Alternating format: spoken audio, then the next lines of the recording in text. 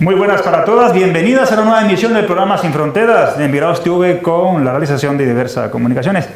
Seguimos con la programación especial del 18 de diciembre, Día Internacional de la Persona Migrante, en este caso 2020, y para ello hemos invitado a una persona especial, Luis Arvide, del colectivo La Guerra Empieza Aquí de Euskadi. Bienvenido, Luis. Muchas gracias a vosotras. Asimismo agradecemos a Amaya Pereda de Diversa Comunicaciones por los mandos y que hace posible esta emisión. Recordarles que hoy a las 19 horas, enfrente al Ayuntamiento de Bilbao, habrá una concentración convocada por los colectivos migrantes y personas que apoyan a estos colectivos para reivindicar los derechos de las personas migrantes. Y antes de decir con Luis algunos datos para retomarlos incluso, ya lo habíamos mencionado en otros programas, a 2019 la cifra de personas migrantes en el mundo alcanzó 272 millones. De estos, 50 millones están en Estados Unidos, en Alemania y Arabia Saudita hay 13 millones, Reino Unido, de Gran Bretaña, Irlanda del Norte 9 millones, Francia, Canadá y Emiratos Árabes 8 millones. En España, 6 millones. En Yemen, 350.000 personas. Sudáfrica, 4 millones. República Democrática del Congo, 900.000 personas. País en guerra. Argentina, 2 millones. Colombia, Venezuela, México, 1 millón en cada uno de estos países. Tú me decías, Luis, fuera de cámara, que migrar es un derecho, ¿no? Efectivamente, yo creo que hay que recordarlo, ¿no? Antes de cualquier otra consideración, migrar es un derecho humano, considerado además recogido en la Declaración de Derechos Humanos. Y creo que hay que recordarlo muchas veces, porque parece que cuando hay personas migrantes, que se habla de migrantes ilegales, ¿cómo que ilegales? Migrar es legal, ninguna persona es ilegal, porque las personas no pueden ser ilegales, pueden cometer actos ilegales, pero las personas no pueden ser ilegales, no lo son, de hecho. Y migrar es legal, es un derecho. Nos quedamos con eso, migrar es un derecho para todas las personas. Además, siempre los flujos migratorios han sido una cosa positiva para todos los países, los continentes y las localidades donde llega cada una de estas personas, ¿no? Luis, de manera resumida, ¿qué es y qué hace el colectivo La Guerra Empieza Aquí? Pues La Guerra Empieza Aquí es una pequeña comisión, un grupo de trabajo, en definitiva, que partió de una iniciativa de nuestra plataforma Ongi Etorri Refuxiatuak, que trabaja en favor de las personas migrantes. Y pensamos que no solamente había que trabajar directamente con las personas, sino que había que trabajar también con las causas que producen o generan personas en busca de refugio, ¿no? Y por eso creamos, junto al Movimiento Objeción de Conciencia de Vizcaya, creamos este grupo de trabajo que es La Guerra Empieza Aquí, para luchar y trabajar y denunciar el comercio, fabricación de armas y las guerras, por supuesto. Luis, actualmente en ese que ustedes vienen trabajando y vienen denunciando, en el mundo hay, si no estoy mal, tú me corriges, cerca de 25 conflictos abiertos. ¿Qué consecuencia trae esto para las personas y quién se beneficia de esos conflictos, Luis?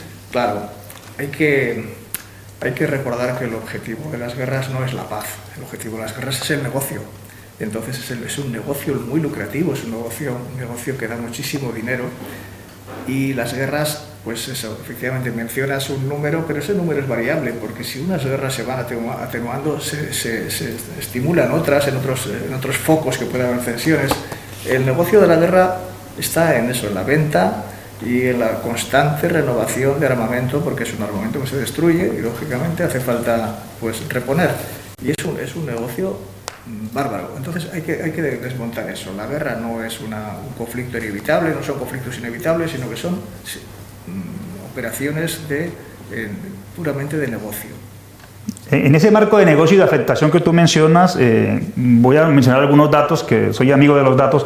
Colombia, en la guerra que ha tenido de 50 años más, incluso 8 millones de personas desplazadas, Siria, 6 millones de personas desplazadas, Afganistán 5 millones, Sudán del Sur 4 millones, Somalia 2 millones, Irak más de 1 millón, Yemen cerca de 260.000 personas por la guerra que hay, ¿no? Por esos conflictos que hay abiertos. Y tú decías, que siendo el negocio, ¿cuáles son los países que hoy venden más armas en el mundo y se benefician de ello, Luis? Evidentemente Estados Unidos lidera todo este ranking de venta de armas. El conflicto que más conocemos es el conflicto de Yemen, que lo hemos trabajado, lo hemos seguido más, y para él Estados Unidos produce pues 65% de la producción armamentística, ¿no? Después está en Gran Bretaña, Francia, España ocupa el 7º lugar en fabricación de armas, siendo pues la potencia que es, económica que es en el mundo, es una potencia importante en la fabricación de armas. Entonces nos parece un poco vergonzante ese ranking, ¿no? Ser alguien tan importante en el negocio de matar, en el negocio de asesinar, porque ahora además las guerras ya no se establecen no se producen entre ejércitos, sino que se bombardean espacios civiles, se bombardean áreas civiles, hospitales, barrios, escuelas. Vemos que ese es el sistema, ¿no? de bombardeo a la población civil para cambiar un poco el equilibrio de la inestabilidad de esos países, ¿no? Entonces, evidentemente, no es una lucha de la que se pueda entender con nobleza que se produce para eso, ¿no? Es una vergüenza producir armas para estas guerras. Bien, tú mencionabas eso, ¿no? De dónde se producen las armas, dónde se venden, las venden los países europeos. Uno de los clientes más selectos para Europa, y en este caso también de España, si mal no entiendo, es Arabia Saudita, que lidera lógicamente la coalición de la guerra contra Yemen. Bombardean ese país a diestra y siniestra, asesinando niños, personas y de todo ello, ¿no? En España, ¿dónde se producen las armas, Luis? España, como decíamos, es un gran exportador de armas y lógicamente es porque las fabrica, ¿no? Es una potencia en armas, no en alta tecnología, porque se fabrican fundamentalmente, la mayor parte de las armas que se fabrican son explosivos, es decir, bombas, proyectiles explosivos. También se colabora en alta tecnología con empresas como Sener y otras empresas que trabajan parcialmente con grandes multinacionales, pero lo que más se produce sobre todo es el explosivo, los explosivos, ¿no? Dentro de España, el País Vasco ocupa una importante parte de esa producción. En el País Vasco, ahora mismo, se contabilizan cerca de 100 empresas dedicadas de alguna manera, no íntegramente, pero de alguna manera a la producción. Se producen componentes, ¿no? Componentes, participan o son de producción dual, ¿no? Lo que se llama producción dual, por una parte producción para uso civil y por otra parte para uso militar. Dentro de ese terreno hay algunas que solamente producen artefactos militares, ¿no? Y una de ellas es Sapa, por ejemplo, Sapa, la guipuzcoana Sapa, que curiosamente pertenece al presidente y a la familia del presidente de la Real Sociedad, una empresa que está fabricando artillería, sistemas artillados y, bueno, pues un hombre que recibe el reconocimiento popular a través de un club de fútbol, ¿no? Pues hay que denunciar esas cosas, ¿no? No se puede tener esa doble vida, ¿no? Y bueno, así hasta 100... Tú mencionabas en Guipúzcoa, ¿en qué municipios es? ¿En qué parte está ubicada esa empresa? Andoain. Andoain. Sí. Vale. Inicialmente estaba en Plasencia de las Armas, que de ahí viene el nombre de la localidad, pero luego se trasladaron a Andoain, que es donde tiene la factoría Sapa. Bien, todas estas empresas vascas que producen armas o producen componentes, como bien lo señalas tú, luego esas armas, ¿por dónde salen y hacia dónde van, Luis?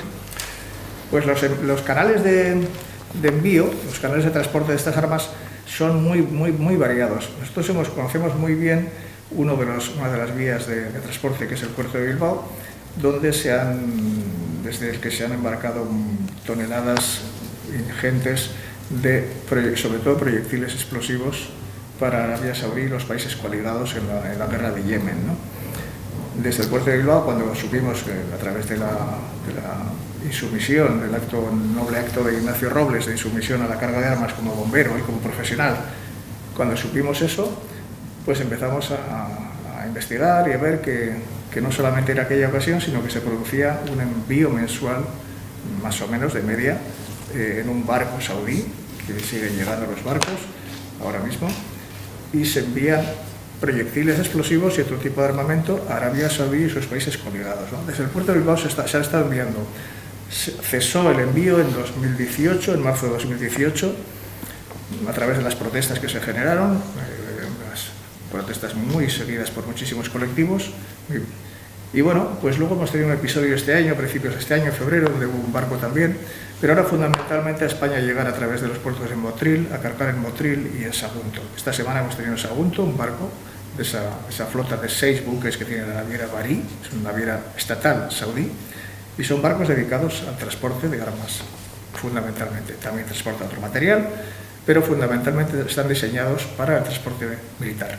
O sea que si vamos hilando, ¿no?, los 25 conflictos, millones de personas desplazadas, países europeos que venden arma, entre ellos España, País Vasco también produce componentes, van hacia Arabia Saudita, bombardeos de Yemen, ¿no? ¿Cómo se hila todo aquí este fenómeno, ¿no? O sea, esa es nuestra responsabilidad, ¿no?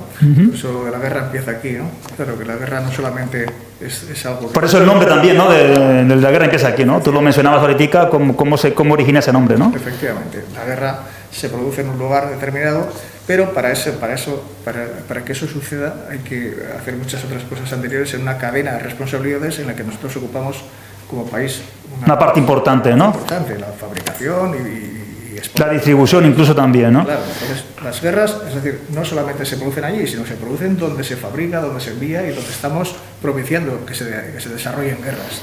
Tú mencionabas que le hacéis seguimiento a todo el sistema de distribución de armas desde aquí de los puertos vascos. ¿Ha habido algún cambio de estos barcos para no identificar, que no los identifiquen en el momento de ubicarlos? Sí, desde que empezó nuestro seguimiento vimos que desde la naviera Bahrí, la naviera saudí, se empezaba a acusar un poco de que notaban que estábamos divulgando, difundiendo, estábamos informando, sacando a la luz, en definitiva, un negocio que siempre es muy opaco y que siempre pretenden que sea oculto, ¿no?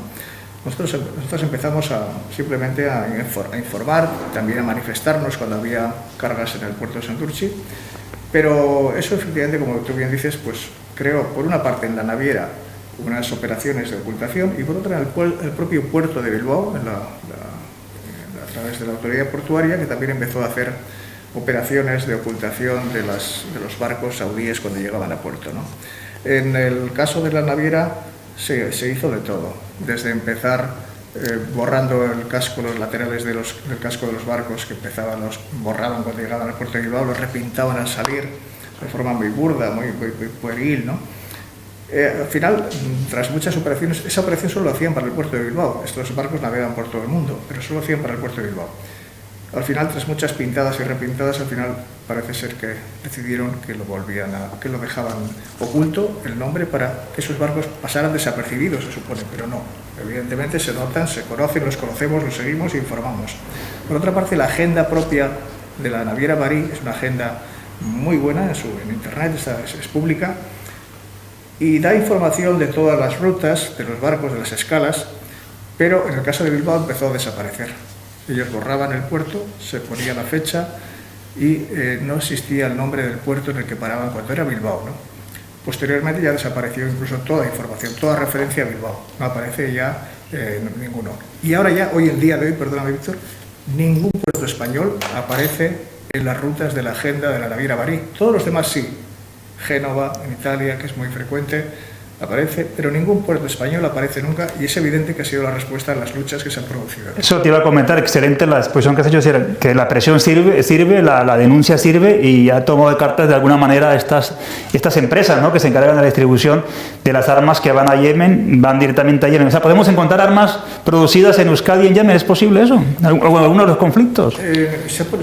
Más bien españolas. Españolas. Sí, en Euskadi hay unos explosivos alaveses Expal, estaba antes en Álava, como su propio nombre indica, luego se trasladó a Burgos, esa empresa hoy opera desde Burgos. Esos explosivos, en Yemen hay muy poca presencia, tanto de medios de prensa como observadores, y entonces nos falta ese tipo de testimonio, de identificar armas concretas. Se han identificado algunas en el pasado, pero nos falta eso. Sin embargo, Italia sí lo ha logrado. Italia logró, que también exporta armas, logró identificar uno de los proyectiles con una fabricación propia en la isla de Cerdeña, de una empresa multinacional alemana, pero que se fabrica desde Italia, y presentar una denuncia ante la Fiscalía de Roma, que al final fue sobreseída, como pasa casi siempre. Es decir, los poderes esto lo protegen. El comercio de armas está muy protegido y muy vinculado a los poderes políticos. Entonces, bueno, es una lucha que sabemos que es una lucha contra un muro tremendo, pero ahí seguimos. Queda entonces el mensaje de la denuncia del colectivo La Guerra Empieza Aquí en Bilbao. Luis, y para finalizar, y agradecerte nuevamente el estar con nosotras, un mensaje para la gente que nos vea hoy en el transcurso del día, la semana, el mes y lo que quede del año y el próximo año incluso, sobre el tema de la producción de armas en el mundo para alimentar las guerras. Bueno, pues repetir un poco el hecho de que efectivamente las guerras es un negocio, ¿no? Que no se trata de resolver conflictos que no se puedan resolver por otros medios, sino que hay otros medios, evidentemente, y a veces se crean los propios conflictos para generar la guerra. Entonces, nos parece que es inaceptable, ¿no? Que un país se esté enriqueciendo o lucrando con esa miserable actividad económica nos parece vergonzante. Las guerras producen desplazamiento, las guerras producen refugiados, personas, de las cuales hay 272 millones en el mundo. Por tanto, queda el mensaje de la lucha de seguir denunciando la venta de armas que alimentan los conflictos y las guerras en estos países. Seguimos en Sin Fronteras con el día 18 de diciembre, Día de la Persona Migrante, y recordamos que hoy 18, a las 19 horas, frente al Ayuntamiento de Bilbao, una concentración para seguir defendiendo los derechos de estas personas. Muchísimas gracias, Luis, por estar con nosotras. Hasta una próxima ocasión. Y seguimos con Sin Fronteras, programación especial 18 de diciembre de 2020.